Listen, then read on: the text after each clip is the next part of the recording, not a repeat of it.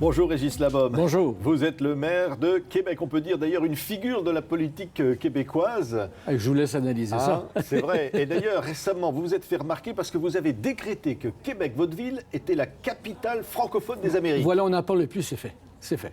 Mais j'en ai pas parlé au maire de Montréal, mais c'est pas de ses affaires. Amicalement. C'est-à-dire, parce que vous dites vraiment la capitale francophone, c'est ici. Ben, connaissez-vous une grosse ville en Amérique qui vit en français comme nous? La réponse, c'est non. Alors, on est la capitale. Voilà. C'est mon critère, mais c'est un critère que j'ai établi moi-même, évidemment. Oui, mais j'allais presque dire, c'est aussi un coup de gueule, quoi. Vous dites, voilà, on existe. Ben, il fallait en nommer une ville. Alors, pourquoi pas Québec? Alors, comme je suis le maire, ça donnait bien. Oui, c'est ça. Ben, vous êtes surtout le vice-président de l'Association des maires francophones, par ailleurs. Oui. Mais quand on dit la francophonie, c'est encore une forme de militantisme pour le maire que vous êtes? Oui. Oui, c'est la maire de Paris et la présidente. Je suis le vice-président. Et ensemble, on est à peu près, je vous dirais, à peu près 70 villes, 60 à 70 villes. Et on essaie d'avoir des projets communs. Communs. C'est pas toujours évident parce qu'il y a mes collègues maires africains qui ont des soucis plus sociaux, plus économiques, alors que moi, ici, de l'autre côté de l'Atlantique, j'aurais des soucis plus culturels.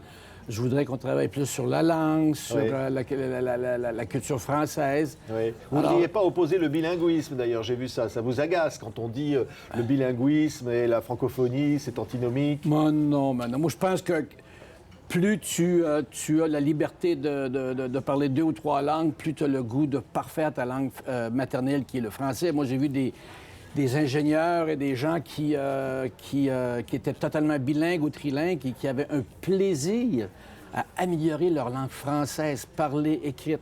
Alors, c'est ce que donne la liberté. Puis la liberté, c'est de pouvoir communiquer avec le monde, le plus de monde possible sur la Terre. Oui, donc c'est une francophonie ouverte. Totalement. Oui, mais quand on va au-delà, c'est effectivement, vous dites, aujourd'hui, il y a plus de locuteurs francophones aux États-Unis qu'il n'y en a au Canada. Ben oui, parce qu'au Canada, c'est à peu près 9 millions de francophones. Bien, évidemment, il faut qualifier ça des locuteurs francophones. Ce sont des gens qui peuvent lire le français, qui peuvent le parler un peu.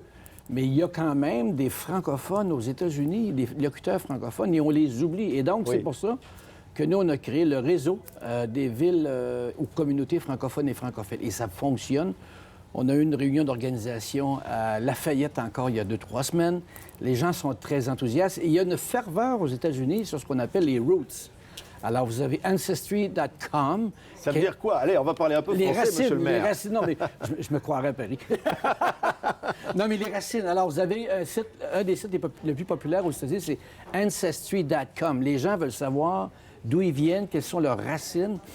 Et je pense que circonstanciellement, on est bien situé. Et quand on parle à des maires dont les francophones à l'époque, ou les Canadiens français, ou les Acadiens, ou les Amérindiens ont eu de l'impact dans la fondation de leur ville, ils veulent savoir, ils veulent reculer dans le temps. Oui. Et vous avez beaucoup de retraités là-bas qui veulent voyager.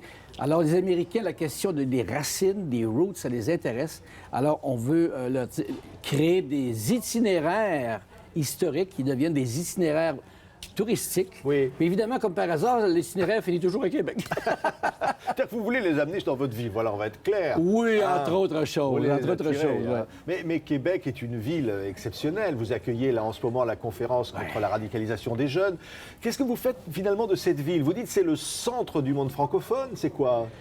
Ben, c'est le centre du monde francophone en Amérique, mais vous savez, encore, on a 450 inscriptions, personnes qui sont ici au sommet sur la radicalisation ou la déradicalisation.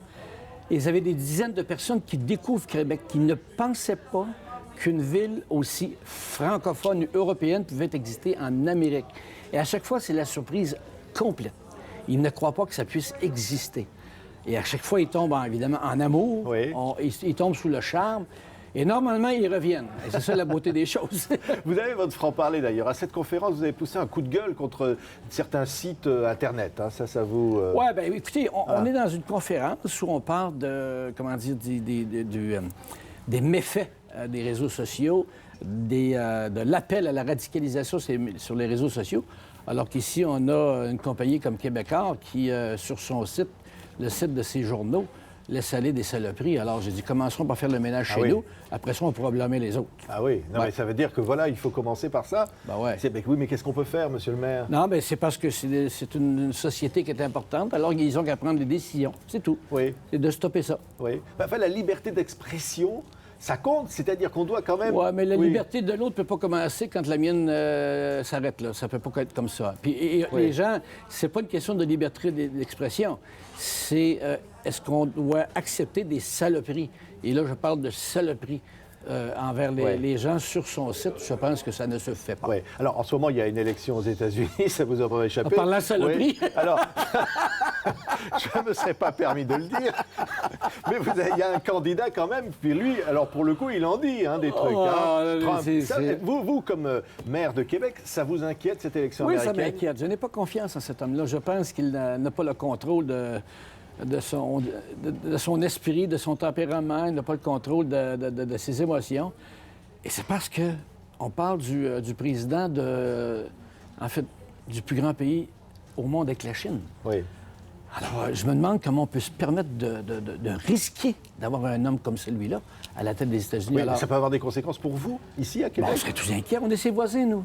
Alors là, peut-être qu'il va ajouter un mur entre le Québec et les États-Unis, parce que, visiblement, les maçons seront très occupés s'il est élu. Hein? Oui. Il va y avoir des murs partout, là. Oui. Alors, il y a une autre élection en France qui ne vous inquiète pas. Vous avez pris parti pour un candidat parce qu'il faut dire que vous êtes voisins, pratiquement, en tous les cas, jumelés avec Bordeaux, vous. Oui, Ouais, vous aimez bien le vin de Bordeaux, hein? oui, entre autres choses, et son maire.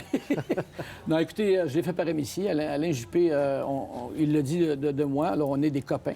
Oui. Et j'ai beaucoup d'affection pour l'homme, mais surtout beaucoup d'admiration.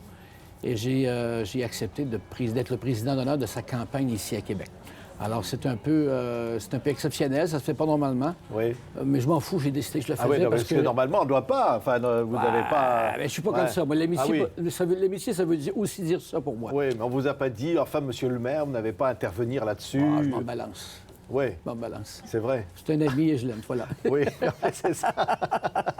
Je disais, vous n'avez pas la langue de bois. C'est une façon de faire de la politique chez vous. Oui, Hein? mais je me couche ce soir et je m'endors immédiatement. J'ai pas de soucis, j'ai pas d'ulcère d'estomac, tout va bien, moi. Oui. Alors, je me demande pas si j'ai menti hier, comment je devrais mentir demain et me mêler dans mes lacets. Alors, j'ai pas ce problème-là, moi. Donc, J'ai suffisamment de soucis, je n'ai pas celui-là. Oui, vous n'avez pas de souci, mais vous faites la politique avec franchise. C'est important, ça. À Bordeaux, ils disent cash. Vous êtes cash. Cash, c'est ça, je cash. J'ai appris ça dernièrement. Régis Labaume, vous l'avez vu, une figure donc, de la politique ici au Québec. Merci beaucoup d'avoir été notre invité Ça fait ici plaisir. dans les studios de nos amis de Radio-Canada, TV5 Québec-Canada sur TV5 Monde. Merci beaucoup, monsieur le maire. Merci.